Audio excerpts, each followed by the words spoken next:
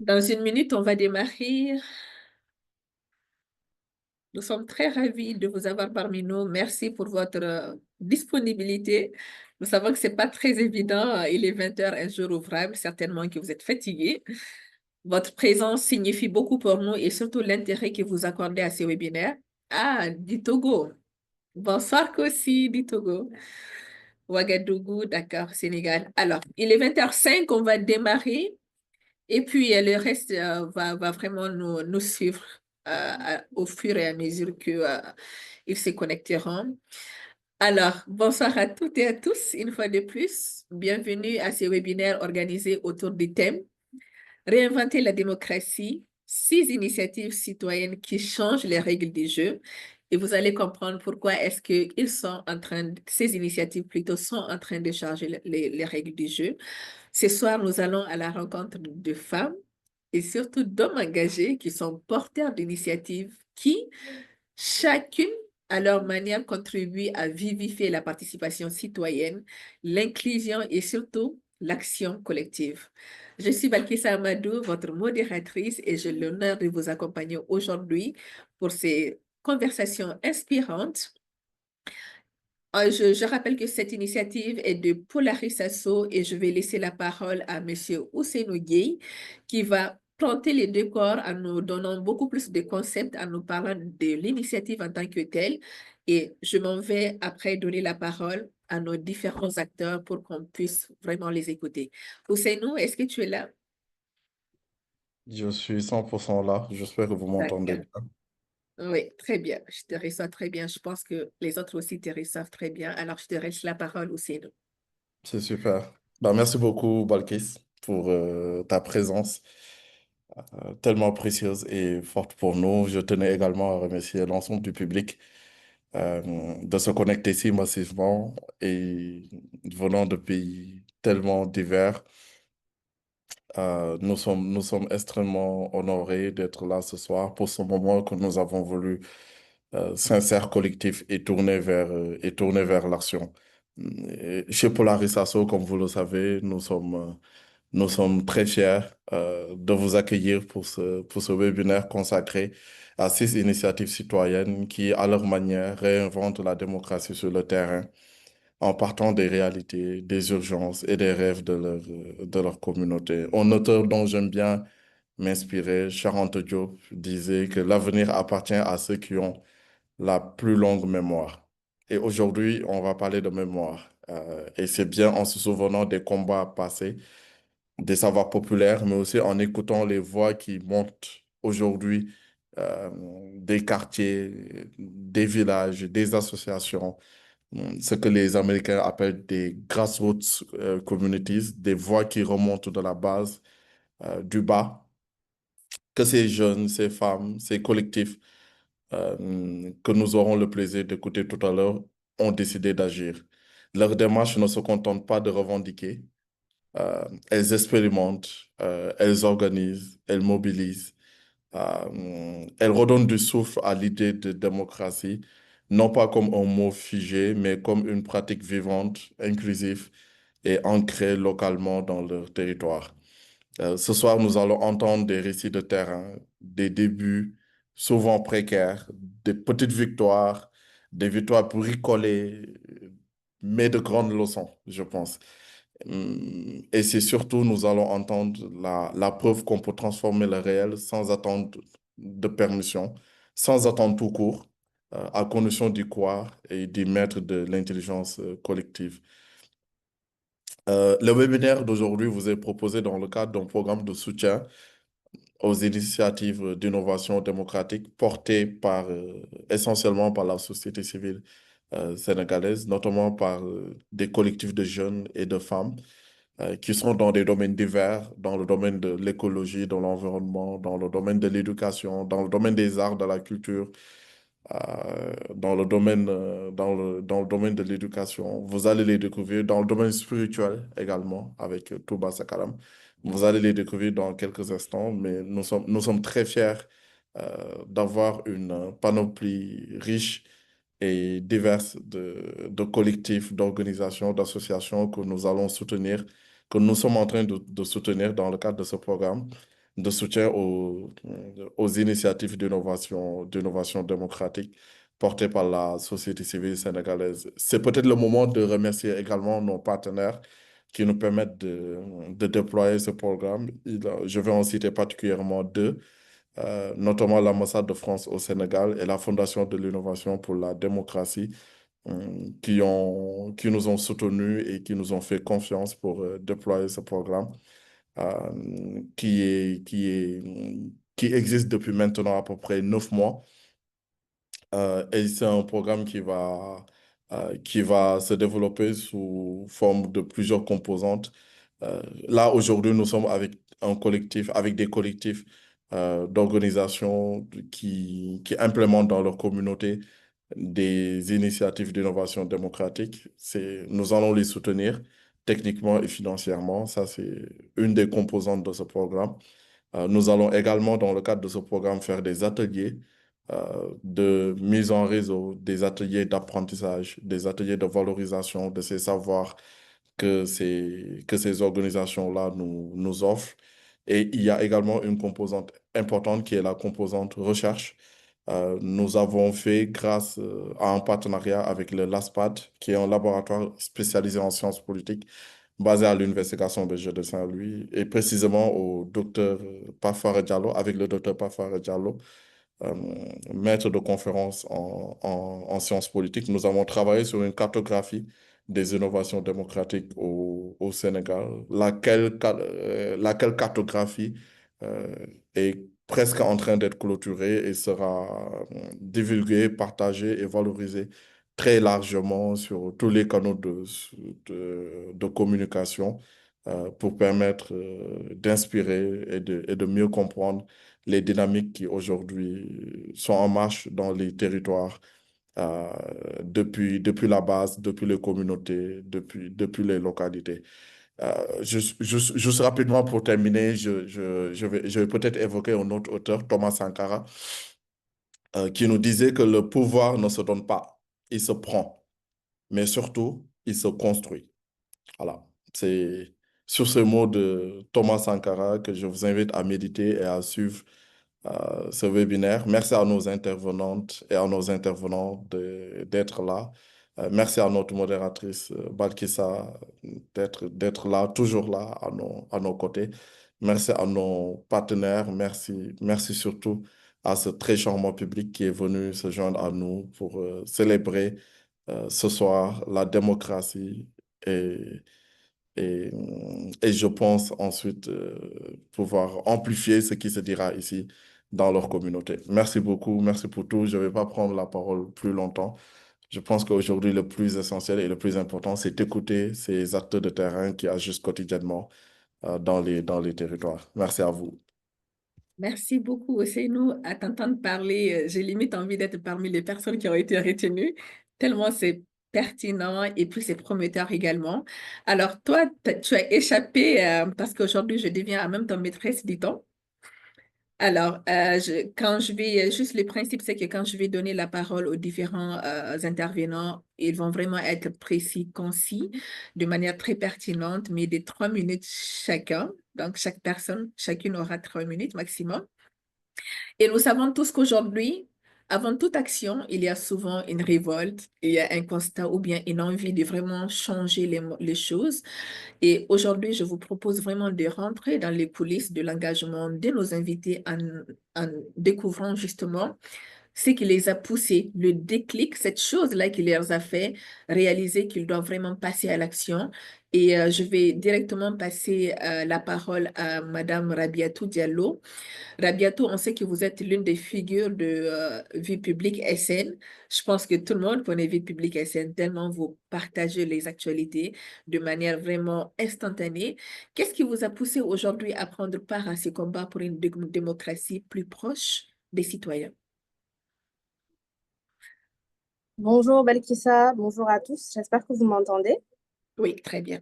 C'est bon pour vous?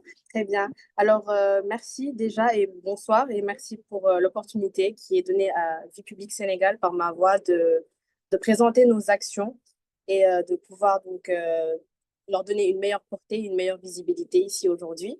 Donc, Vie publique Sénégal est née de quel constat? Vous avez évoqué ça et c'est plaisant pour nous. C'est que aujourd'hui, il y avait un problème dans le partage de l'information, son accessibilité et la partie inclusion également. Donc, on est né du constat et de la problématique pour le citoyen, qu'il soit basé au Sénégal ou dans la diaspora, d'avoir accès à la documentation officielle, d'avoir accès à l'information publique et officielle. Et on sait aujourd'hui que l'information est un outil incontournable pour un citoyen qui est impliqué dans la vie publique et qui prend des décisions qui sont éclairées. Donc, que ce soit rapport de la Cour des comptes, discours officiels, décrets, toutes ces documentations, toute cette richesse-là n'est pas facile d'accès pour le citoyen lambda. Alors aujourd'hui, Vie publique a décidé, donc à travers sa plateforme et ses canaux digitaux, ses réseaux sociaux, de permettre aux citoyens d'ici, d'ailleurs, et même à nos voisins de la sous-région et partout ailleurs de donner en tout cas une image d'un pays, d'un Sénégal qui est proche de son citoyen à travers l'information. Donc, c'est de cette problématique, de ce constat-là qu'est né notre projet.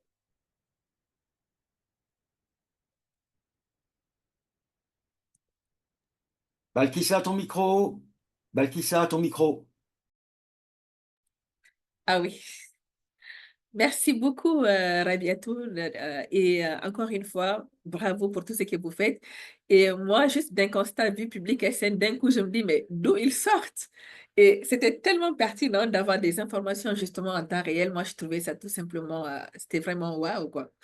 Alors, on va faire une transition. Ce qui fait la beauté de ce webinaire, c'est que nous avons une multitude de profils. Et je vais me tourner vers Hajar. Hajar, avec le slam nomade, vous mettez justement les mots et les émotions au service de l'engagement. Quelle injustice ou bien quel besoin ou quel déclic profond vous a poussé aujourd'hui à prendre la parole au sens propre tant comme au sens figuré? Bonjour tout le monde, merci beaucoup Balkissa pour cette question et je suis très heureuse d'être parmi vous ce soir, j'espère que vous m'entendez bien. Parfait. En fait, Slam Nomade est vraiment né d'une injustice profonde. Il était important pour nous de donner la parole aux personnes vulnérables, notamment aux femmes, aux jeunes, aux enfants, mais également aux artistes qui étaient éloignés de Dakar. Parce que le constat qui a été fait, c'est que la plupart des activités slam, que ce soit festivals, ateliers, grandes nuits d'islam, etc., tout a été centralisé à Dakar.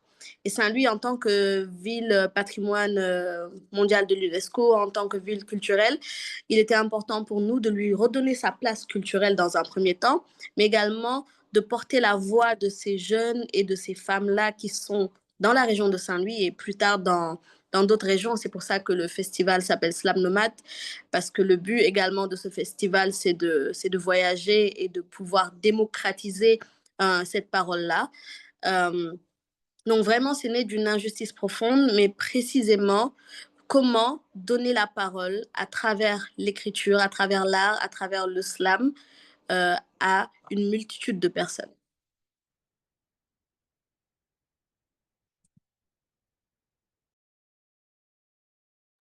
Balkissa, ton micro.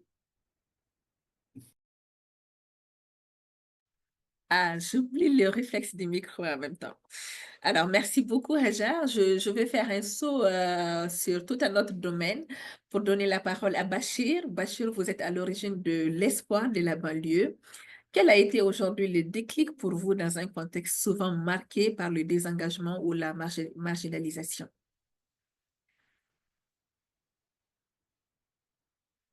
Est-ce que Bachir est parmi nous? OK, en attendant, si Bachir n'est pas connecté, je pense que je vais passer à Elena.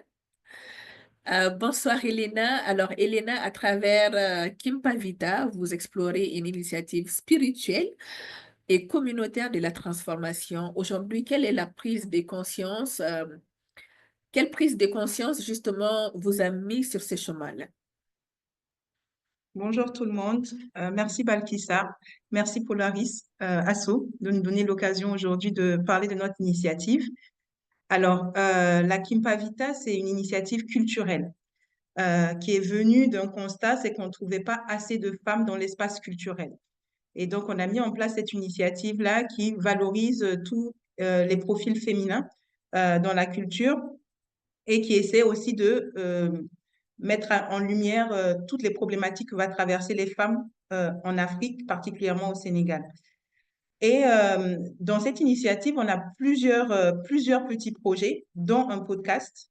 Et en parcourant un peu la littérature scientifique pour pouvoir avoir des chiffres, des données, pour pouvoir argumenter et préparer le podcast, on s'est rendu qu'il n'y avait pas assez d'articles qui étaient écrits, qui parlaient de nos vécus et de ce qu'on faisait ici en Afrique de l'Ouest francophone en général, parce que il y a beaucoup d'écrits en Afrique anglophone et pas assez en Afrique francophone. Et on s'est dit que ce serait bien de pouvoir impulser quelque chose dans ce domaine scientifique-là. Et donc, c'est comme ça qu'on a créé un laboratoire de recherche féministe qui a pour but essentiellement de pouvoir stimuler la recherche en Afrique de l'Ouest francophone et essayer en fait de pouvoir donner de la place à nos vécus, à nos histoires, à nos cultures. C'est un peu de là qu'est parti un peu notre laboratoire de recherche. Et aussi, ce qui était important pour nous, c'était d'essayer de pouvoir vulgariser tous ces travaux scientifiques. Vu qu'on est une initiative culturelle, on veut tant bien que mal non seulement stimuler la recherche, mais aussi pouvoir vulgariser ça parce que c'est hyper important et c'est des données qui sont importantes et qui peuvent être un véritable levier de changement pour nos communautés et nos sociétés. Voilà. Merci beaucoup, Elena. Alors, juste pour rappel, si vous avez des questions, n'hésitez pas à les mettre dans le chat. Ça nous permettra après de les collecter et de pouvoir répondre à cela. Alors, je m'en vais passer la parole à Modou. Modou, avec l'initiative Touba Sakanam, qui donne la voix aux jeunes sur un territoire parfois perçu comme fermé à l'innovation sociale. Qu'est-ce qui vous a motivé justement à réagir, Modou?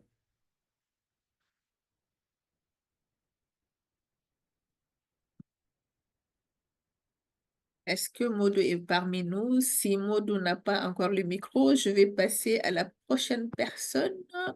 Alors, Hamidou, je le vois déjà. Hamidou, je pense qu'il s'est connecté avant moi, très à l'heure. Alors, Hamidou, avec EcoValeur, vous œuvrez pour une citoyenneté écologique. Quel a été votre premier moteur d'engagement? Bonjour tout le monde, c'est un plaisir de vous retrouver, Balkinsa. Alors, EcoValor Sénégal. Alors, moi, je suis originaire de la région de Matam, où j'ai travaillé pendant près de 7 ans. J'ai également séjourné à Saint-Louis.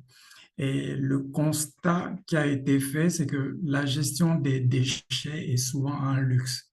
Ce sont toujours les populations les plus vulnérables, que ce soit les femmes, les enfants, les habitants des zones non loties qui vivent au milieu des dépotoirs sauvages, des fumées toxiques et du silence des institutions. Ce n'est pas juste, donc en réalité, ce n'est pas juste un problème de salubrité, nous le voyons plus comme une injustice environnementale et démocratique. Celles et ceux qui subissent le plus n'ont quasiment aucun mot à dire sur les décisions locales et c'est dommage. Mais le vrai déclic, ça a été quand, avec les membres fondateurs, on a participé à une session budgétaire d'un conseil municipal où il était question d'allouer 20 millions de francs à l'environnement. Et pourtant, aucune personne issue des quartiers touchés n'était présente, n'avait été invitée. Aucune information n'avait été communiquée au public et bien des mois plus tard, aucun impact visible sur le terrain. C'est ce jour-là, je pense qu'on s'est dit, si on veut une démocratie utile, il faut que les citoyens puissent suivre l'argent, influencer les priorités et agir eux-mêmes. Et je pense que c'est véritablement ce jour-là qu'est né EcoValor Sénégal. Eh bien, c'est franchement une excellente initiative. Et justement, il y a un sondage qui vient d'être mis. N'hésitez pas à répondre, s'il vous plaît. Ça nous permettra de récolter le maximum d'informations possibles. Bachir, est-ce que tu m'entends?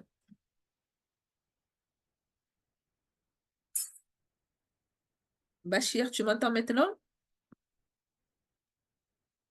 Je pense que Bachir a des problèmes avec son micro.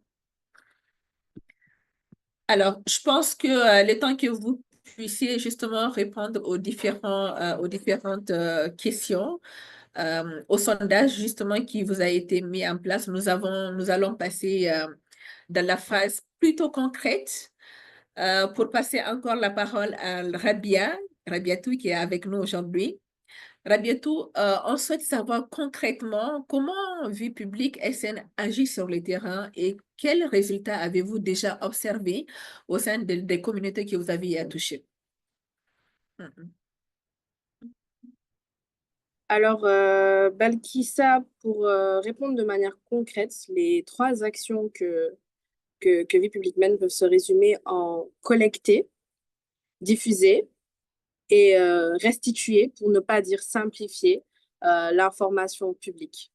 Donc aujourd'hui, par quels moyens nous faisons ces actions? C'est à travers donc, nos canaux digitaux, donc nos réseaux sociaux, LinkedIn, Facebook, X et nouvellement Instagram et TikTok, et de par notre site Internet également. Aujourd'hui, Vie publique a pu, ne serait-ce qu'en termes de collecte, avoir plus de 30 000 documents. Et c'est fait par le biais aujourd'hui d'un collectif de 25 bénévoles, mais aussi de par notre communauté. On peut revenir sur les résultats après, mais aujourd'hui, Vie publique, ce n'est pas seulement que 25 bénévoles, c'est plus de 84 000 personnes qui composent notre communauté et qui contribuent aujourd'hui à enrichir notre base de données documentées, à enrichir les informations, la veille d'informations que nous avons au quotidien. Donc, Vie publique, c'est d'abord déjà donc, une communauté de citoyens qui sont intéressés et qui sont impliqués dans la vie publique, dans la vie citoyenne. C'est des réseaux sociaux, c'est une plateforme, un site Internet qui est accessible gratuitement de manière open source. Donc, pour les novices comme moi inclus, c'est en m'impliquant dans ce projet que j'ai su ce que c'était. C'est qu'aujourd'hui, le code de Vie publique est réplicable et duplicable dans d'autres pays. Aujourd'hui, nous croyons à l'accessibilité, à la gratuité et à l'inclusion dans l'information publique. Donc, c'est une plateforme open source et des réseaux sociaux sur lesquels nous tentons au jour le jour d'éclairer le citoyen sur les informations qui le concernent.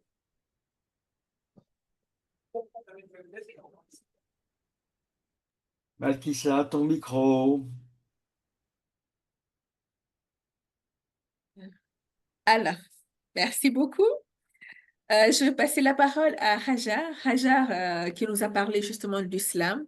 Aujourd'hui, le slam engagé est un vecteur puissant. Quelles sont les actions concrètes que vous avez portées justement avec le slam nomade et quels sont les effets que vous avez eus à travers cela? Merci beaucoup, Balkissa, pour la question. Déjà, recontextualiser, Slam Nomade, c'est une association d'abord. Une association qui a d'abord créé un festival de slam qui est Slam Nomade, le Festival international de slam et de poésie Slam Nomade. Également, l'événement Slam au féminin, qui est un concert de slam exclusivement féminin qui a lieu chaque 8 mars et qui essaie de regrouper des figures féminines du slam du Sénégal et de partout dans le monde, et également une déambulation poétique. Alors, Slam Nomade, en tant que festival et événement et association, a vraiment pour but, comme j'ai dit, de démocratiser la parole à travers l'engagement citoyen. Et je pense que les formations, que ce soit sur les violences basées sur le genre, on organise des ateliers d'écriture, des formations sur l'environnement, avec des partenaires comme Jeunes Volontaires pour l'Environnement. Et je pense que l'action qui m'a le plus marquée, si je parle d'action concrète, c'est vraiment la déambulation poétique, notamment appelée Commando Slam. On l'a également appelée Commando Slam. Le but de cette action, c'est d'aller sur le terrain, de rencontrer les populations, de slammer on fait vraiment un itinéraire calèche avec les micros et tout ça. Et on slame sur les problèmes que la société peut rencontrer. Et je pense que c'est fort d'interagir directement avec la population à travers l'art et à travers la culture, de comprendre les enjeux de ce qu'ils peuvent vivre et de ce que certains fléaux peuvent créer, et à travers cela apporter des solutions concrètes et créer des textes, et également à travers tous les moyens changer les choses.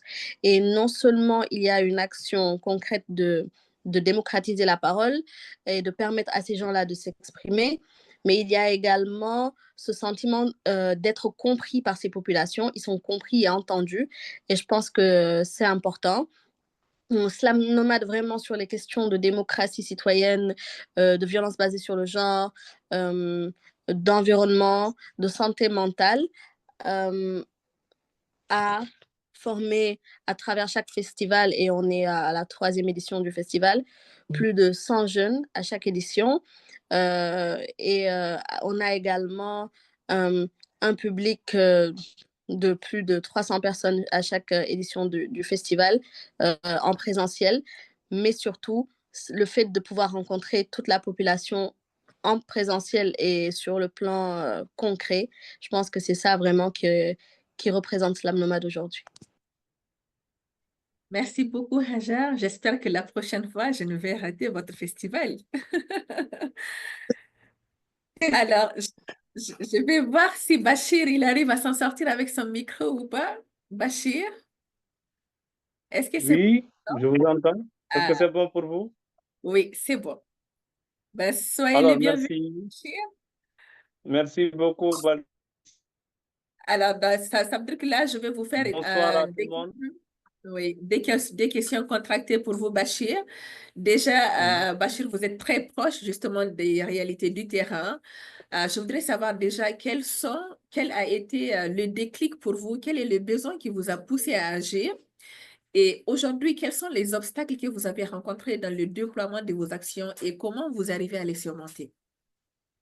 Merci beaucoup, Balkissa. Je salue tout le monde, tous les porteurs et porteuses d'initiatives ici présents dans le panel et tous ceux qui nous suivent un peu partout.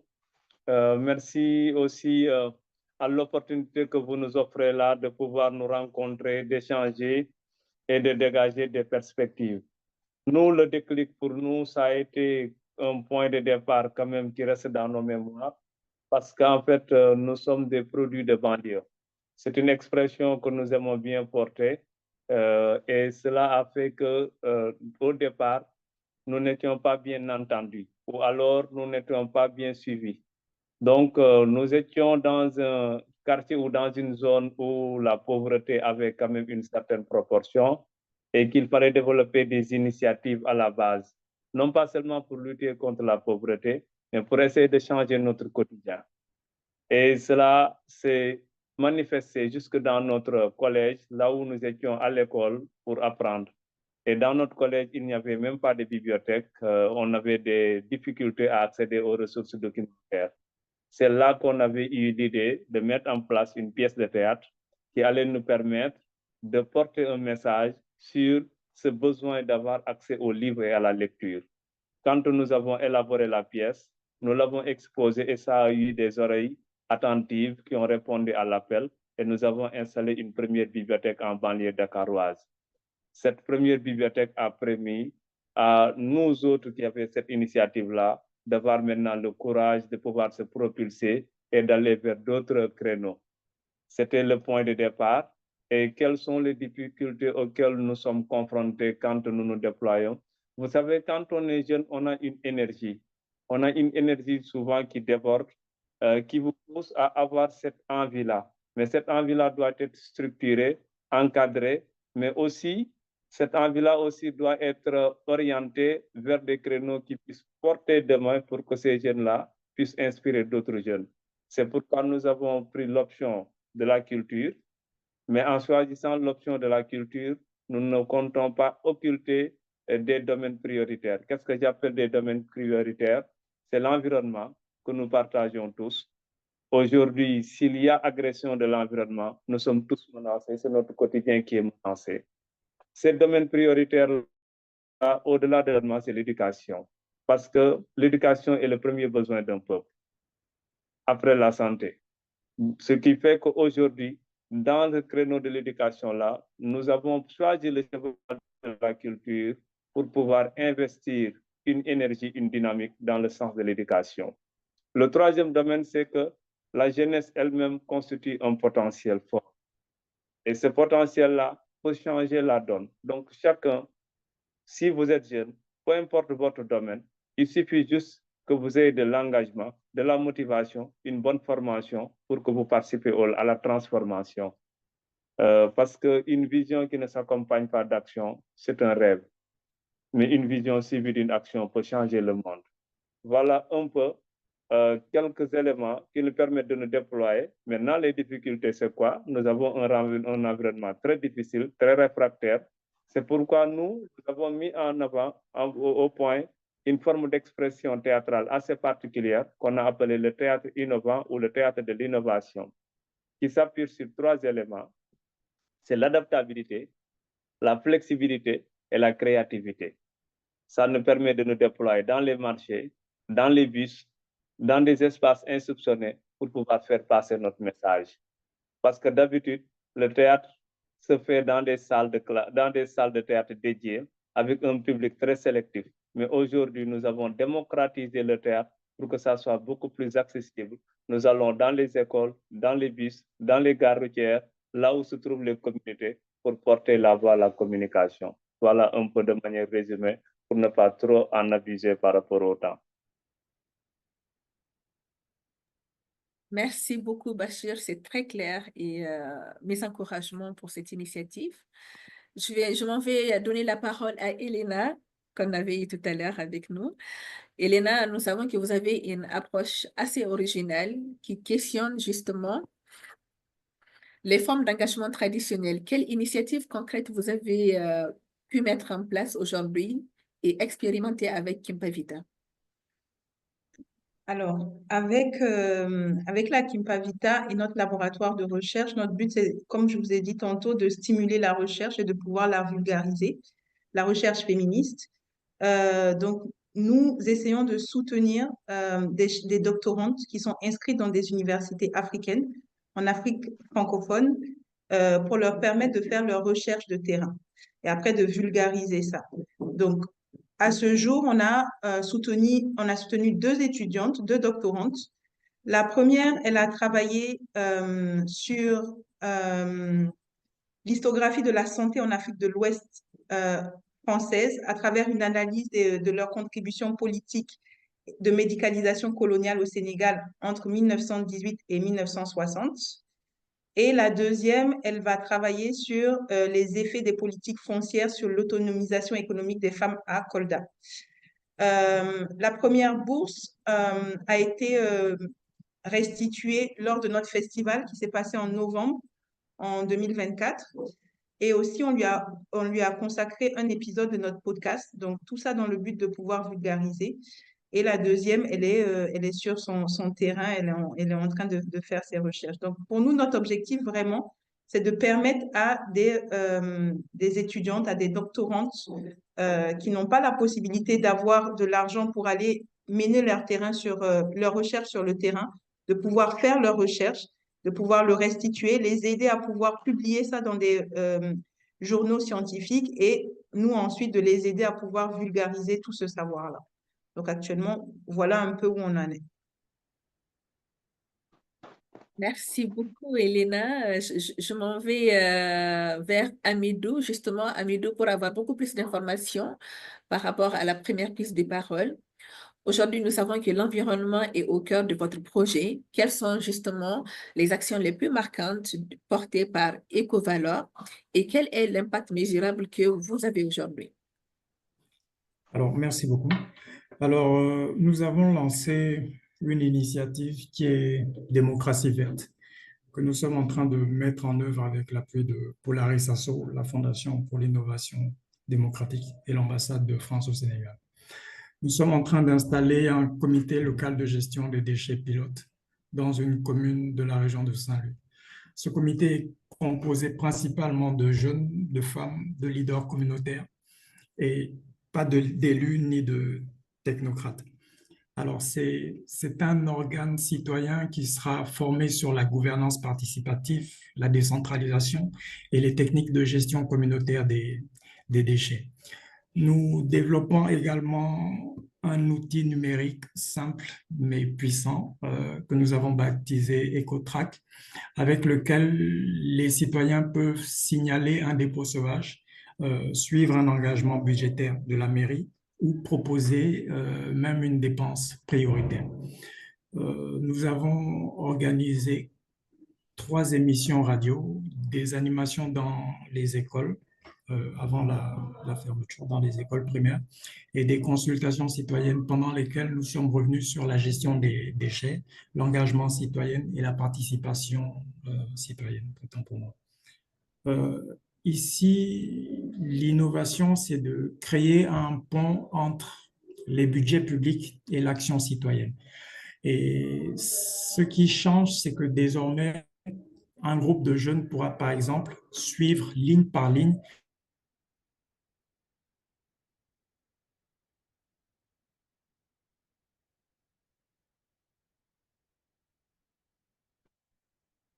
où nous avons eu à tester notre application EcoTrack et organiser des consultations citoyennes. Une citoyenne a eu à signaler un dépôt sauvage qui existait depuis plus de 3 ans. Et en 2 semaines, grâce à l'intervention combinée des membres du comité local de gestion des ordures qui seront sélectionnés là-bas et la pression des jeunes, le dépôt a été évacué et la mairie a mis en place des bacs à ordures. Donc, voilà ce que peut faire une démocratie quand elle écoute. Merci beaucoup, Amidou. Nous allons passer au dernier tour des questions avant de passer justement la parole au public parce que c'est une des phases les plus importantes vu que c'est là où on va vraiment s'enrichir les uns des autres. Alors, je vais poser la question, je vais passer la parole à Rabiatou. Justement, nous savons qu'une fois que les actions sont lancées, vient le moment de se projeter. Quels sont les rêves que vous portez pour la suite? Je sais que vous voulez transmettre, que voulez-vous réellement transmettre aujourd'hui à ces participants qui nous écoutent, à ces jeunes engagés comme les décideurs publics? Comment voyez-vous l'avenir de Vie publique SN et l'engagement citoyen au Sénégal et quel appel justement vous allez lancer ce soir? Alors, merci Balkissa. Donc la question, elle a plusieurs quand même, plusieurs branches. Donc je vais essayer de répondre d'abord du point de vue vie publique et puis ensuite de passer le message que vous me proposez de diffuser. Très bien. En ce qui concerne aujourd'hui l'avenir pour Vie publique Sénégal, et ça va rejoindre ensuite le message qu'on va lancer, c'est que en tant qu'association, en tant que Civic Tech qui fonctionne avec des bénévoles, et aujourd'hui c'est la volonté, l'implication et la croyance donc, à l'information publique et à sa diffusion au plus grand nombre. Nous sommes partis d'une idée, nous sommes partis d'une frustration, d'une problématique. Et donc, toutes les personnes qui partageaient cette problématique, cette frustration, ou en tout cas une envie de contribuer à réduire cette problématique-là, on rejoint le projet en prenant compte de leur temps libre, en prenant compte de leurs ressources. Et donc, c'est des contributions qui sont volontaires, des contributions techniques, des contributions financières qui sont volontaires. Donc, aujourd'hui, notre ambition, notre volonté et nos défis, donc, c'est dans un premier temps de se structurer parce que le bénévolat, c'est une force presque indestructible parce qu'elle part d'une croyance. Mais pour pérenniser, pour rendre durable un projet, il faut derrière se structurer, avoir des partenariats et pouvoir ainsi aller plus loin et plus vite. Donc aujourd'hui, notre ambition, c'est de devenir une plateforme de référence, une civic tech de référence pour rendre l'information inclusive. Donc, ça peut aller, par exemple, de notre application qu'on souhaite rendre disponible bientôt, pour aujourd'hui permettre à tous ces journaux officiels, tous ces décrets, tous ces discours officiels-là que nous rendons accessibles sur notre site Internet et donc avec une connexion, de les rendre disponibles hors connexion pour des personnes, on y pense souvent, qui sont basées dans d'autres zones qui n'ont pas forcément accès à Internet en continu. Pourquoi pas, c'est un rêve, mais c'est aussi un objectif de les rendre accessibles dans des langues qui sont plus employées au Sénégal et ailleurs. Je pense notamment aux langues locales, Wolof, Serer, Pulaar. Donc, c'est aujourd'hui les défis et les ambitions que nous avons de nous structurer, de nous pouvoir nous financer, de nous pérenniser, pour pouvoir renforcer l'impact que nous avons. Et aujourd'hui, ça suit aujourd'hui l'histoire de Vie Publique. Le message que nous voulons lancer aux jeunes et que tout Vie Publique lance aux jeunes, c'est que il ne faudrait pas attendre justement ces défis-là que nous rencontrons, c'est-à-dire le support technique, l'apport aujourd'hui d'être lauréat de projets comme là nous avons la chance d'avoir aujourd'hui, c'est que la force de l'idée, la force de la problématique qui sera rejointe par d'autres pourra derrière impulser le fait d'être rejoint par d'autres, le fait d'être structuré, le fait d'être financé, c'est qu'il faut se lancer, avoir un projet concret, voir à toute petite échelle, peut-être même à échelle micro, si on touche une dizaine de personnes, une vingtaine de personnes. Aujourd'hui, le pari, il était là pour notre site Internet. On est suivi aujourd'hui par plus de 80 000 personnes. On a plus de 200 000, près de 200 000 visiteurs sur notre site Internet. On a forcément démarré avec 0 followers, avec 0 visite sur notre site. Donc, et c'est comme ça pour tous les projets qui peuvent exister. C'est penser son idée, lancer avec la volonté, avec la résilience. Et puis ensuite, c'est sûr qu'on sera suivi par d'autres. Et aux décideurs, aux politiques qui peuvent nous entendre, c'est aujourd'hui d'apporter un soutien à des initiatives comme la nôtre, à des initiatives comme Polaris, à des initiatives comme Kimpavita, entre autres de mes collègues qui me suivent aujourd'hui. C'est qu'aujourd'hui, l'État ne peut pas tout faire, le pouvoir exécutif ne peut pas tout faire, le pouvoir législatif non plus. C'est aujourd'hui des personnes qui prennent de leur temps, de leurs ressources de manière bénévole pour régler des problématiques, pour apporter un support et compléter le travail de l'exécutif. Donc, de pouvoir aujourd'hui nous structurer, de pouvoir nous aider à nous financer et à exister à travers un cadre réglementaire et un soutien en bonne et due forme. Je remercie beaucoup, Rabia, pour cet appel très pertinent, très sensé. On s'en va dans le domaine d'islam, dans le monde d'islam, avec Hajar. Hajar, si vous pouvez adresser un message aujourd'hui à tous les jeunes qui n'osent pas encore s'exprimer, que leur diriez-vous? Et aux participants aussi qui sont là. Aux jeunes qui ne peuvent pas s'exprimer, je dirais d'oser rêver. Pas pour reprendre Expresso et pas parce qu'on cherche un partenariat, mais tout simplement parce que je pense qu'il est important de rêver et de concrétiser ses rêves. Et je pense que si aujourd'hui on est tous là ensemble, c'est parce qu'on a osé rêver et on a, dans une certaine mesure, eu envie de changer les choses. Et parfois, rêver, c'est concrétiser. Et il est important pour chacun d'apporter sa pierre à l'édifice. Et comme le colibri a éteint le feu en apportant, dans une certaine mesure, en contribuant à sa manière, peu importe l'échelle, chacun doit faire sa part, je pense. Et ici, chacun fait sa part à sa manière. Et je pense que Slam Nomad a vraiment pour but, dans le futur, de créer un réseau international d'artistes engagés et un réseau panafricain d'artistes engagés. Et je pense qu'on y arrivera parce que tout simplement, tant que c'est possible de le faire, on va le faire. Je pense que, voilà, osons rêver. Merci. Merci beaucoup, Hajar, et surtout très bon vent à Slam Nomad. Bachir, si je reviens à vous, j'espère que vous n'avez pas de problème de micro. Rassurez-moi, Bachir, vous m'entendez? Je fais les Oui, je tests. vous entends, Balkissa. Je vous entends. Très bien. Alors, on s'en va à la banlieue avec Bachir, justement. Avec l'expérience terrain que vous avez, Bachir, quelle ambition portez-vous aujourd'hui pour élargir justement l'impact de l'espoir de la banlieue dans les années à venir? C'est en fait de pouvoir insuffler cette énergie que nous avons. Nous ne disons pas que nous sommes les meilleurs, mais nous voyons que d'autres jeunes peuvent faire mieux que nous dans des domaines qui ne sont pas forcément le domaine de la culture. chacun là où tu es, là où tu peux servir, tu peux servir. Donc, notre ambition à nous, c'est de pouvoir apporter des réponses avec et par les jeunes.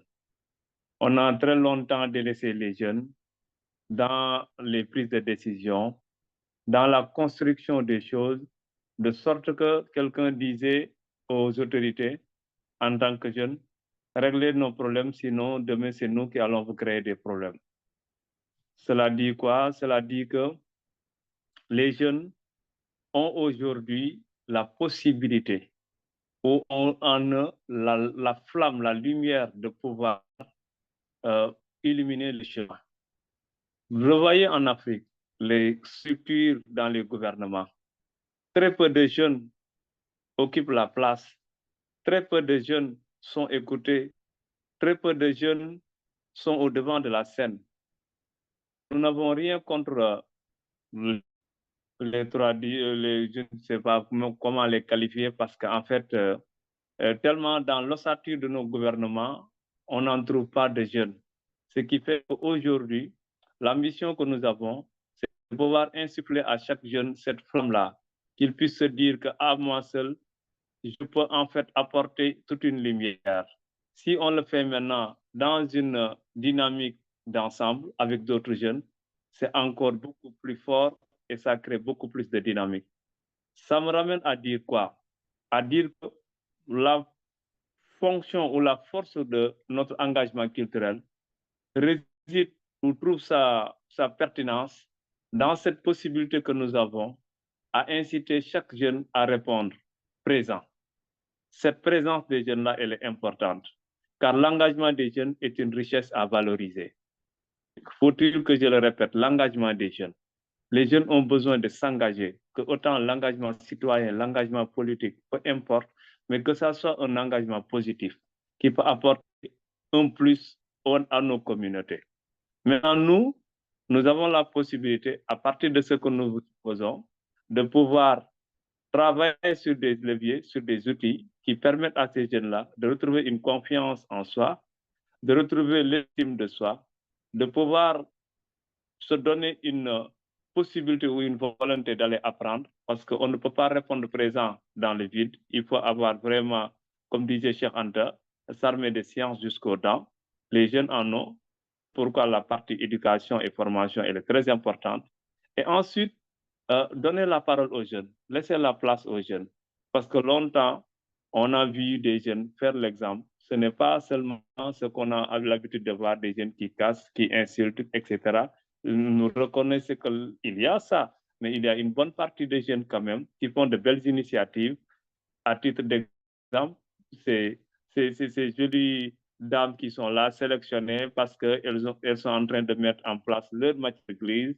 Et ces grands messieurs qui ont le mérite quand même d'avoir des initiatives qui vont impacter les communautés. Pour résumer, je dirais juste 3 choses. 1, l'engagement des jeunes. 2, répondre présent. 3, avec les jeunes, construire l'avenir. Merci beaucoup, Bachir. C'est vraiment un message très poignant. Et recevez tous mes encouragements dans cette phase de sensibilisation et surtout de passage à l'action. Nous avons besoin de voir justement les jeunes sur le terrain dans les différentes initiatives parce que c'est ça vraiment qui va être porteur d'avenir. Je m'en vais donner la parole à Elena.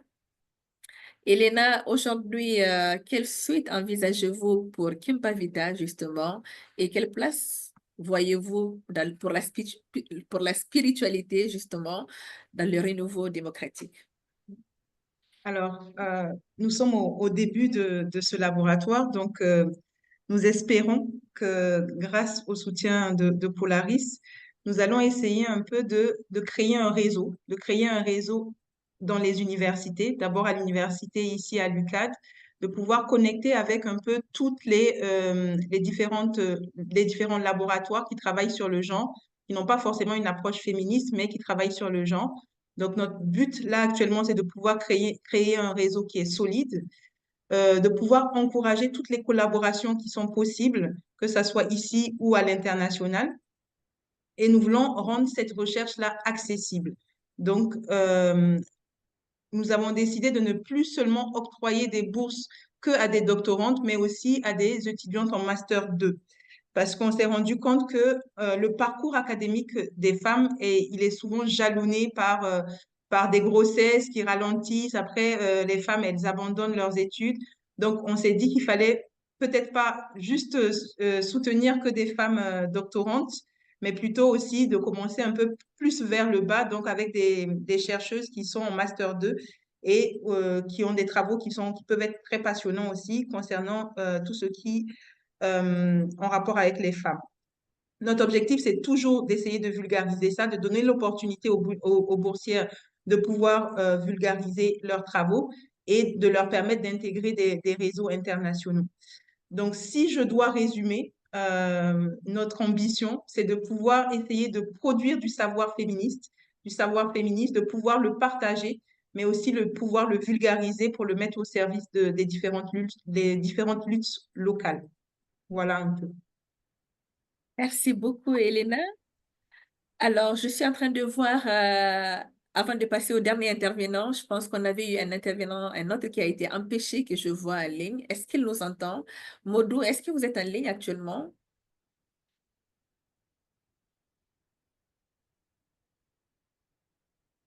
Bon, je ne sais pas si Modou est avec nous. Au cas où il se joigne à nous après, je vais lui donner un temps de parole de 2 minutes maximum pour qu'il nous parle justement de son initiative. Alors, je vais passer la parole à Amidou. Amidou, aujourd'hui, comment vous imaginez l'avenir justement d'une citoyenneté écologique au Sénégal et quel message fort est-ce que vous avez à passer aujourd'hui? Alors, pour Ecovalor, pour la suite, notre ambition, c'est clairement de passer à une autre échelle. Étendre notre projet démocratie verte à au moins 10 communes du Sénégal d'ici fin 2026. Nous souhaiterions que chaque mairie ait un comité citoyen actif, que les budgets environnementaux soient suivis publiquement et que des outils comme l'outil que nous proposons deviennent une norme locale. Nous souhaiterions également former 100 jeunes à travers le pays à l'animation citoyenne, au plaidoyer local et à l'open budget. Pour ce qui est du mot à adresser, je pense que Rabiatou, je me suis vraiment retrouvé dans son plaidoyer, dans son cri de cœur. À la jeunesse, je voudrais dire ceci, engage-toi. Même à petite échelle, une réunion de quartier, une question posée sur Facebook, un dépôt d'ordures signalé, ce sont des actes démocratiques qui n'ont pas besoin d'un mandat pour, voilà, que la jeunesse n'a pas besoin, que cette jeunesse-là n'a pas besoin d'un mandat pour changer les choses. Et aux décideurs, ça serait ouvrez les portes. Ne craignez pas la voix citoyenne car c'est elle qui donne du sens à vos mandats, aux fonctions que vous occupez. Malheureusement, trop souvent, la transparence est vue comme une menace. Mais en réalité, c'est un gage de confiance, d'efficacité et même de paix sociale. Ce que nous construisons avec Démocratie verte, ce n'est pas seulement un projet, c'est une culture démocratique ancrée dans l'action locale, l'écologie, la justice et l'intelligence collective. Donc, c'est vraiment ça. Merci beaucoup, Amidou. On vient d'arriver à la fin de la première phase. Là, nous allons passer à l'étape questions-réponses d'environ 20 minutes maximum. Et on va essayer de choisir les personnes. Si vous avez des questions, n'hésitez pas à lever la main. Ça nous permettra de savoir à qui est-ce qu'on doit donner la parole. Et pour le moment, je vois Grace qui a déjà levé la main. Grace, on souhaiterait bien que vous mettez votre vidéo justement pour qu'on puisse savoir à qui est-ce qu'on parle. Posez votre question et puis pouvoir vous répondre. Merci beaucoup. Alors, oui, mais où mettre Allô, vous m'entendez là? Oui, on Vous t'entend. m'entendez? Oui, très bien. Vous m'entendez? Oui, on t'entend, Grace. Ok, bonsoir. Bon, là, je suis avec mon Android, mais je ne sais pas en fait où me mettre en vidéo. Vraiment, là, je n'arrive pas, je ne vois Non, ce pas. n'est pas grave. Ce n'est pas Ok, grave. Vous pouvez poser la question directement. ok, pour ça, bon, je m'excuse, mais en tout cas, vraiment, ce webinaire, là, je ne vois, j'ai pas. Voilà. D'abord, merci Bakissa de m'avoir accordé la parole et merci vraiment pour cette, ces ressources vraiment très, très, très instructives qui m'ont beaucoup appris. Ma question est celle-ci. Vous avez parlé, je crois que c'est Bachir, Monsieur Bachir, vous avez parlé de l'engagement des jeunes, n'est-ce pas? L'engagement des jeunes. Vous m'entendez? Je vous entends, Grâce, je vous entends. Oui. Pour moi, comment pourriez-vous sensibiliser une jeunesse?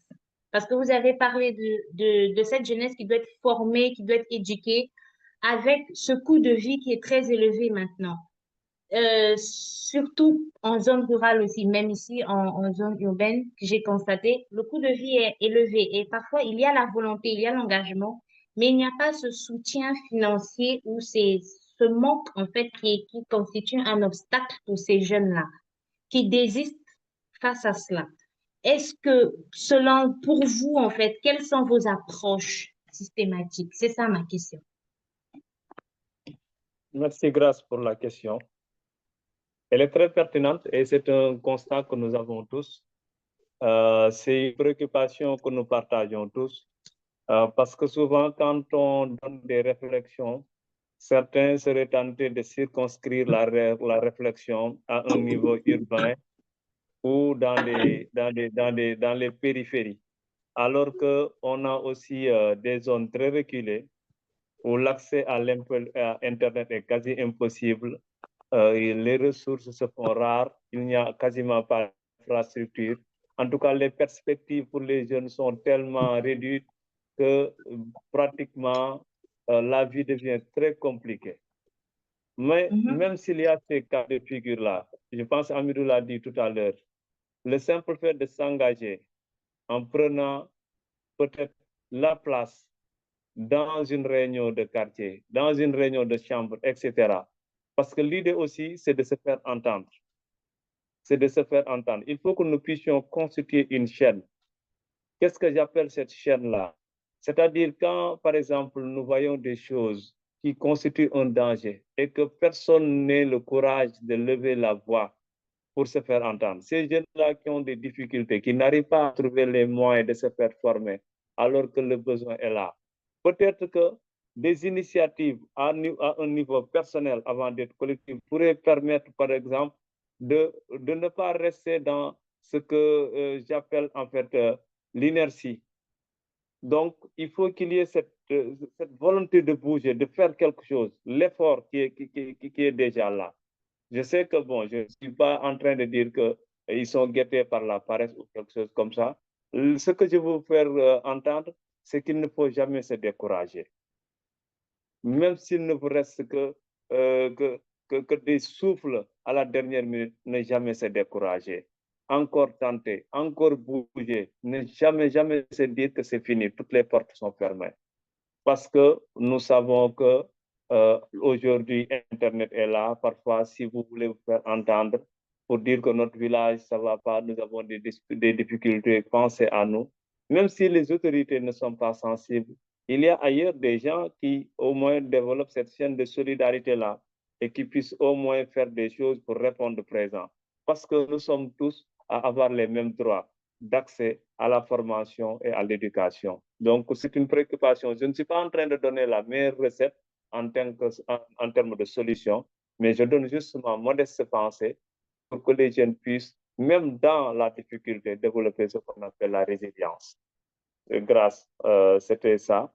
J'espère que aussi vous, en tant que la personne qui a posé cette question, vous avez aussi une idée et des propositions parce que toutes les idées se valent ici. Merci. Oui, merci beaucoup. Vraiment, vous avez répondu à la question.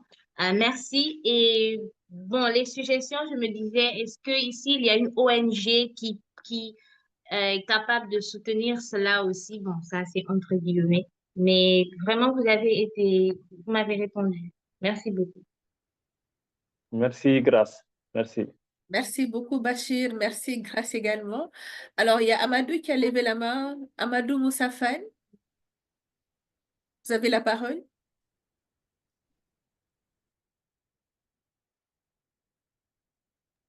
Est-ce que Amadou est là? Est-ce qu'il y a une autre personne? Allô, bonsoir. Ah oui, bonsoir Amadou. C'est vraiment un plaisir et aussi je me réjouis vraiment de cette initiative. Moi, ma question va à l'endroit de Balkista Ahmadou. Ma Ok. question est la suivante. En tant que panéliste, et aussi vous qui voulez réinventer la démocratie avec tous les participants, quelle approche, avec quelle solution préconisez-vous pour le monde rural qui est totalement ignoré par la population? Bon, ça, je pense que je vais laisser la parole à plutôt Ousseynou. Ousseynou, si tu veux bien répondre à cette question. Je sais que je ne suis pas spécialiste du monde rural, donc je ne veux pas prendre la parole pour dire n'importe quoi. Au moins, il faut être honnête par rapport à ça. Alors, s'il y a un autre panéliste qui peut répondre à cette question, ça me ferait plaisir. Quand tu as des patates chaudes entre les mains, tu me les files maintenant. Je ne savais pas. C'est pas si mal que ça. C'est pas- Moi, j'ai des amis parmi les panélistes, hein. Je vais trancher la patate chaude et je vais distribuer des parties à d'autres, notamment, je sais, qui sont beaucoup en monde rural. C'est ça. Je pense à Amido avec Ecovalor, je pense à Bachir aussi, qui va beaucoup dans des endroits et dans des zones spécifiques. Nous, Polaris Asso, on essaie de faire quelque chose, effectivement, modestement en zone rurale, notamment dans le cadre du programme Monako, qui est une phase pilote aujourd'hui que nous développons pour renforcer l'engagement démocratique des jeunes dans les collectivités territoriales. Nous avons 5 communes que nous avons sélectionnées dans cette phase pilote. Sur ces 5, 2 se trouvent hors de Dakar, si je peux le dire ainsi, et hors des grandes capitales régionales. On a notamment la commune de Khombol et la commune de Mekhe.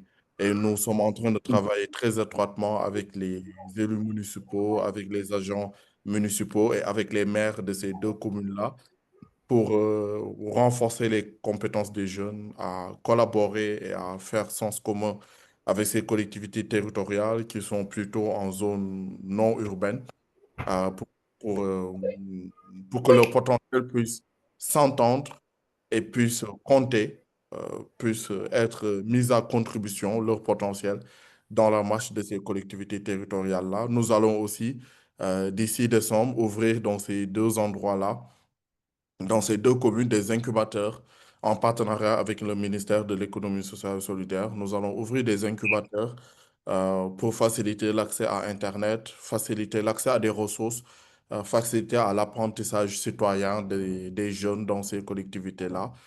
L'idée, in fine, c'est grâce à l'ensemble de ces dispositifs-là que nous mettons en place, l'espace, la connectivité Internet, les ressources pédagogiques que nous mettons à leur disposition, c'est de leur permettre de renforcer leur engagement citoyen et de leur permettre de faire en sorte que leur voix puisse s'entendre dans leur territoire d'abord et pourquoi pas au-delà. C'est peut-être ce que Polaris tente de faire là de manière lente mais sûre, de manière petite, mais en pensant et en voyant grand dans le futur.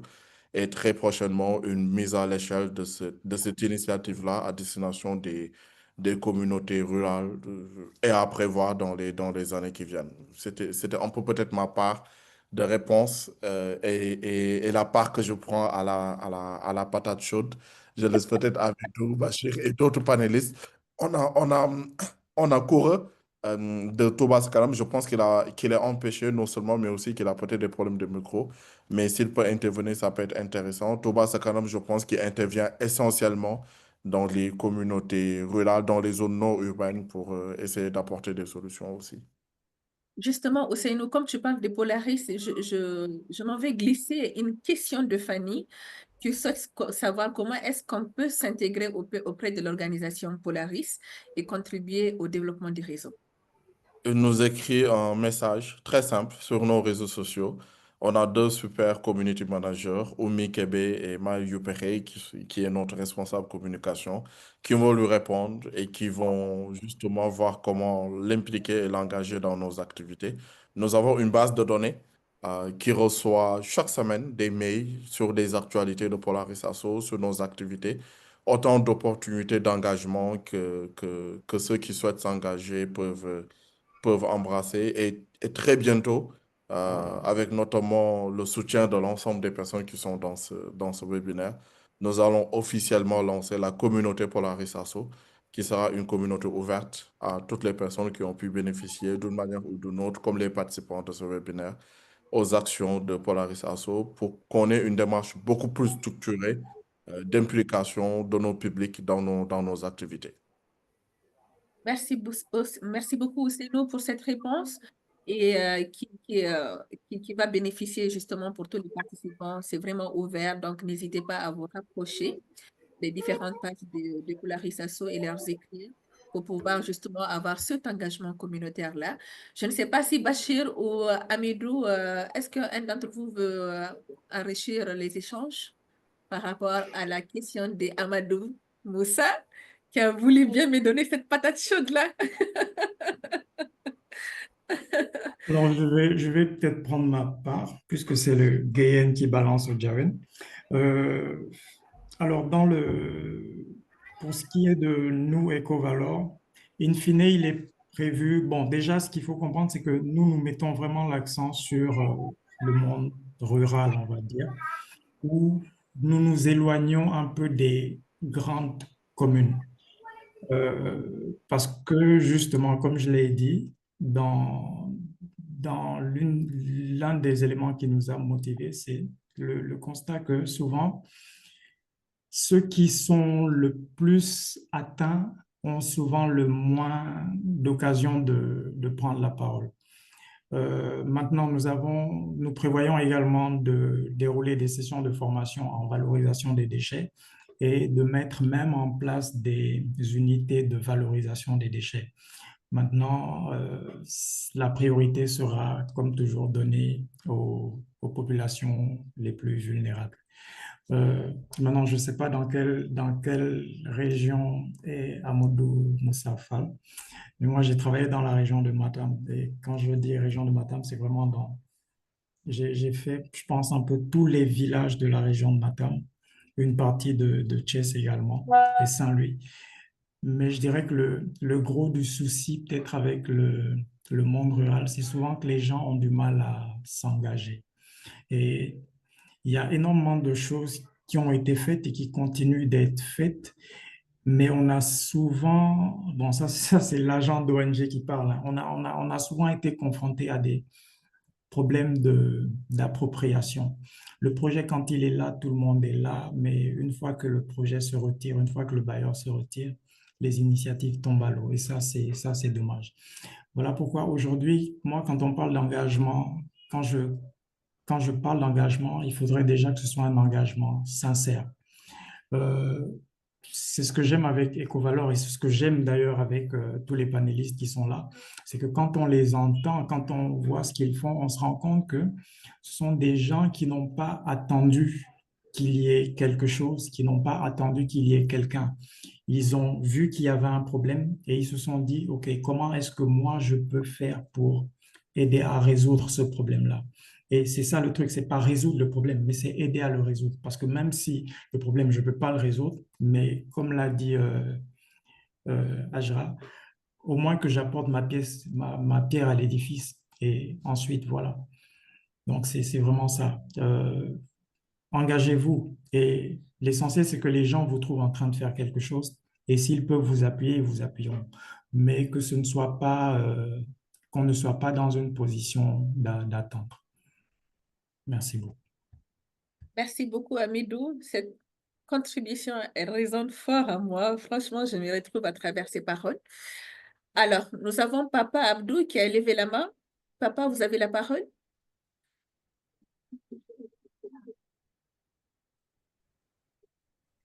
Papa, est-ce que vous êtes là?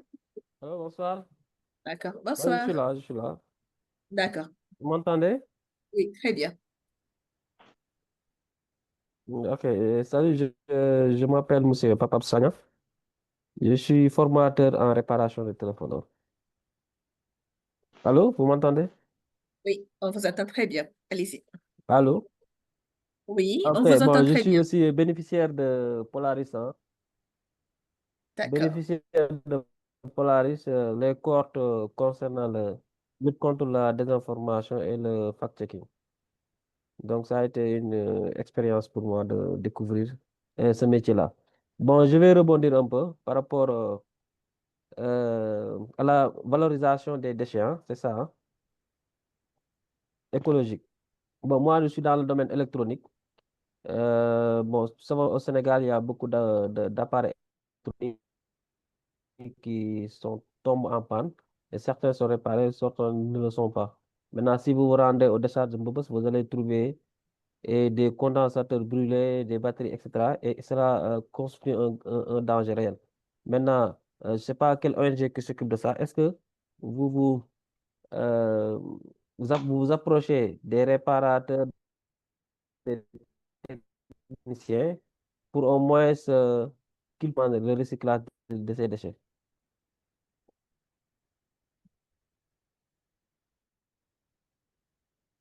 Oui, c'est la question que j'avais, hein. Allô? Merci beaucoup, monsieur Sagna. Allô? Alors, oui, on vous entend.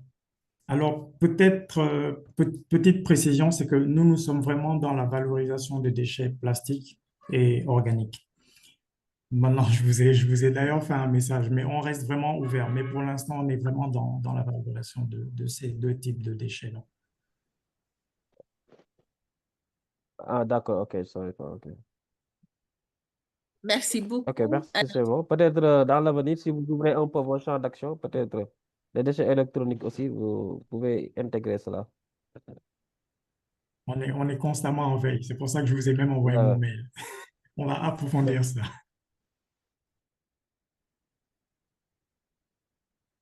Alors, est-ce qu'il y a une autre personne qui a une question, s'il vous plaît?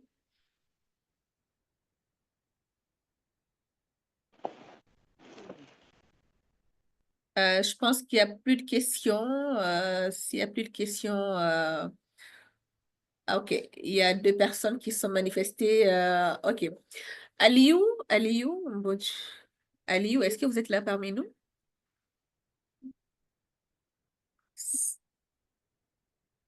Aliou, est-ce que vous m'entendez?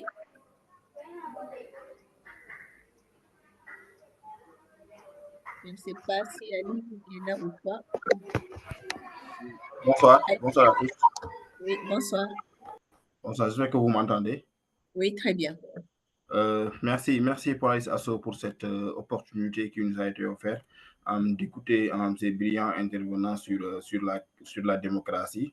Donc, moi, ma question, c'est c'est de savoir, en parlant de démocratie et de gouvernance locale, euh, quelles sont les approches qu'on peut avoir pour que les jeunes soient impliqués davantage et valorisés d'une manière systémique sur la gouvernance de leur collectivité territoriale, surtout sur les volets qui développent certaines localités. Moi, je suis dans des communes de la banlieue où la culture et les sports sont des piliers de développement très favorables pour ces communautés. Mais vraiment, on ne sent pas l'implication des jeunes sur la gouvernance de ces localités. Et je pense que la culture peut être un moteur un vecteur pour préserver la démocratie. Donc, je demande directement cette question particulièrement à Bassou s'il peut apporter des réponses vraiment. Merci. D'accord. Merci beaucoup pour la question. Oui, c'est en fait des éléments qui reviennent très souvent. Nous tous, nous savons que le sport est en fait un pilier très prisé par les jeunes. la culture, hein, la culture bien entendu, surtout la musique. Hein. C'est très rare de voir des rencontres de jeunes où on ne consomme pas de la musique. Donc, la culture aussi est un maillon fort utilisé par les jeunes. Maintenant, pour répondre à la question, d'abord, les mécanismes, les approches. Moi, je préconiserais d'abord l'approche de communication par les pairs, les jeunes d'abord. C'est important. Moi, je mets les jeunes au centre de tout. Il faut qu'il y ait cette communication entre jeunes. Elle est très importante. Je l'ai dit tantôt dans mon intervention. L'engagement, il est important. Mais de quel type d'engagement? Que ce soit l'engagement citoyen, l'engagement whatever. Mais que les jeunes puissent avoir de l'engagement dans leur domaine respectif. Maintenant, l'approche de communication par les pairs, ça passe. Quand les jeunes s'adressent aux jeunes, c'est bien. Maintenant, dans cette approche de communication par les pairs, quel outil utiliser? Ça aussi, c'est important. Quand je parle d'outils, je pense au numérique. Nous avons les réseaux sociaux, nous savons qu'au Sénégal, surtout pour cette période des grandes vacances, il y a ce qu'on appelle le mouvement navétane, qui est un mouvement sportif, ou ce qu'on appelle le mouvement sport populaire, qui est en vogue durant ces 3 mois de vacances, qui draine des foules extrêmement de jeunes, beaucoup de jeunes participent à ces activités-là. Si, par exemple, de concert avec les responsables qui organisent ça, il y avait des plateformes où on fait la communication par pair sur des questions de démocratie, d'engagement local, d'engagement sur la vie politique locale, des questions de transparence, de gestion de la commune. Hein. Par exemple, en fait, associer le volet sport et le domaine ciblé. C'est important. Maintenant, en dehors de la communication faite par les pairs, il faut aussi choisir, aller par exemple par ce qu'on appelle en fait une communication stratégique. Qu'est-ce qu'on appelle une communication stratégique? Voir en fait ce qui est en vogue, ce qui intéresse les jeunes. Et à partir de ce moment-là, développer une communication. Nous parlons de sport, etc., mais tout le monde n'est pas intéressé par le sport ni par la culture. Il y a d'autres jeunes qui sont intéressés par autre chose, par autre approche. Donc, il faut aussi développer une communication à partir du domaine à travers lequel les jeunes s'intéressent pour pouvoir développer une communication. Je terminerai par dire ceci, c'est que dans nos localités, très tôt, nous ne prenons pas la responsabilité de faire comprendre aux jeunes qu'ils ont leur mot et leur vision par rapport à la gestion de la commune, à la base. Et nous devons régler ces équations-là ou ces inégalités-là, parce que c'est ce qui fait que plus les jeunes grandissent, plus les jeunes se dérobent à la gestion de leur vie, jusqu'à ce que ça crée maintenant, après, une certaine distance entre l'autorité et les jeunes qu'ils administrent. Et je félicite au passage Polaris, qui est en train de développer un projet à travers Monaco, dont le thème principal, c'est l'interconnexion entre jeunes et décideurs. Mais votre question est d'une pertinence qui interpelle tout le monde. Merci. Merci beaucoup, Bachir. Et il n'y a plus de main levée. Nous arrivons en même temps au terme de ce webinaire. Avant de donner la parole à Ousseynou, justement Ousseynou de Polaris Asso, pour clôturer la séance, je voudrais remercier tous les différents intervenants pour leurs échanges, les partages d'expériences qui nous ont vraiment enrichis. Personnellement, c'est fait un réel plaisir de pouvoir découvrir certaines initiatives et d'en savoir davantage sur d'autres. Ousseynou, tu es là, je te donne la parole pour le mot de fin. Merci beaucoup, Balkissa. Là, c'est une patate un peu moins chaude. Du coup, mais chaude quand même. Parce que me demander de clôturer une pareille séance qui a été extrêmement riche, c'est aussi une lourde tâche. Je vais essayer de le faire avec beaucoup d'humilité, en remerciant simplement et en disant merci, merci, merci encore une fois, merci infiniment. Merci à vous, merci aux intervenantes et aux intervenants pour leur sincérité, pour leur clarté, pour leur engagement. Merci à toi, cher Balkissa, pour l'orchestration de ce dialogue qui tient dans les temps. Je pense qu'on finira même 3 minutes avant la fin qui avait été prévue. Merci à toutes les personnes connectées ce soir, si nombreux venant de plusieurs pays. Votre présence est déjà, pour beaucoup qui posent cette question sur l'engagement des jeunes, sur comment s'engager, comment débuter à faire avec zéro, bah, vous êtes en train de le faire. Votre présence d'aujourd'hui a été une preuve déjà de votre engagement. Votre présence est déjà une forme d'engagement. C'est déjà une forme d'action sans permission, sans attendre les grands moyens ou les grandes institutions. S'engager, c'est commencer là où on est, avec ce qu'on a, c'est oser petit, c'est penser grand, oser petit, penser grand. Je le répète, oser petit, penser grand. Je pense que plus petit on débute, plus ancré on débute. Et je pense plus grand sera l'effet dans le moyen et le long terme. L'engagement, comme j'ai l'habitude de le dire, euh, c'est un impact à effet exponentiel et pas à effet arithmétique. Ça veut dire que c'est un très fort potentiel de multiplication pourvu que la racine soit bien posée, pourvu que les graines soient bien posées. Et souvent, pour bien poser ces graines, il faut commencer par tout petit.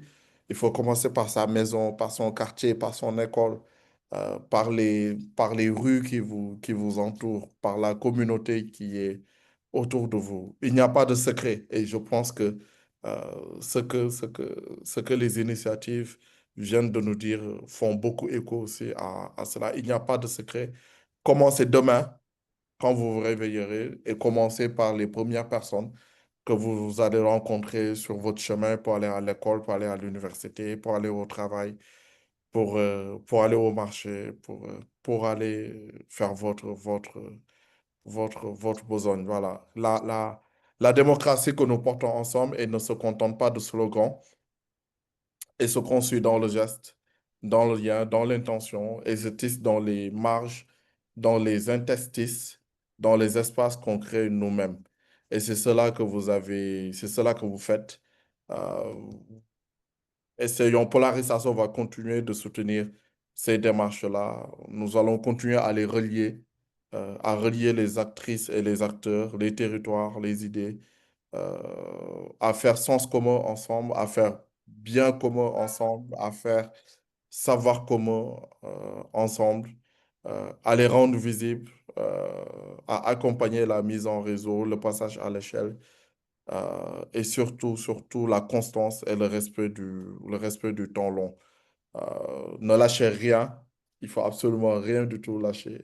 Je pense que Bachir l'a dit, jusqu'au dernier souffle, il faut continuer à s'engager, continuer à faire œuvre utile pour sa communauté. C'est peut-être sur ce mot que je vais terminer. Ne lâchez rien du tout. On se donne tous rendez-vous très bientôt sur le terrain pour continuer à concrétiser nos idées ensemble. Merci beaucoup encore une fois à tout le monde, à Balkis, à nos chers intervenants, aux équipes de Polaris Asso qui ont organisé ce webinaire. Je pense à Naïfa Toukan, je pense à Jean Bruno, je pense à Maël sur la communication. Ils sont très nombreux chez Polaris à se dédier quotidiennement à amplifier le pouvoir des jeunes. Merci enfin aux nombreux intervenants, aux participants qui sont restés jusque tard, 21h30, pour assister à cette séance. Balkissa, je te redonne la parole. Merci encore une fois. Merci beaucoup, Ousseynou. En tout cas, ce fut un réel plaisir pour moi. Franchement, c'est une très belle expérience. Et encore une fois, on s'enrichit toujours des autres. On s'enrichit des expériences des autres. On s'enrichit justement du mindset des autres. Et je pense que ce mindset, cette énergie que vous nous avez partagée aujourd'hui, moi, personnellement, je pars avec et j'espère vraiment que tous les différents participants repartent aussi avec cette énergie, cet engagement et cette volonté de vouloir vraiment prendre sa place. Il faut toujours prendre sa place dans nos communautés et faire en sorte qu'on puisse justement faire émerger d'autres leaders, d'autres acteurs qui vont aussi hisser leur voix et faire en sorte que nous soyons vraiment une société très inclusive, surtout pour les jeunes. On en a beaucoup parlé. Les jeunes, ils doivent prendre la parole, ils doivent prendre leur place et tout se fait dans l'action, tout se fait sur le terrain. J'encourage tous les différents intervenants qui font justement un excellent travail terrain. J'encourage Polaris Asso ainsi que toute la team Polaris Asso qui, nuit et jour, sont en train de faire un excellent travail terrain également. Merci infiniment. C'est fait un réel plaisir. C'est Sophie Balkissa, votre modératrice. Et on se dit à très bientôt. Surtout, n'hésitez pas d'être câblé sur les différentes plateformes de Polaris Asso pour être informé des différentes initiatives et que vous soyez aussi acteur à travers Polaris Asso, acteur aussi de cet engagement que vous allez apporter. Merci beaucoup et au revoir. Bye. Merci.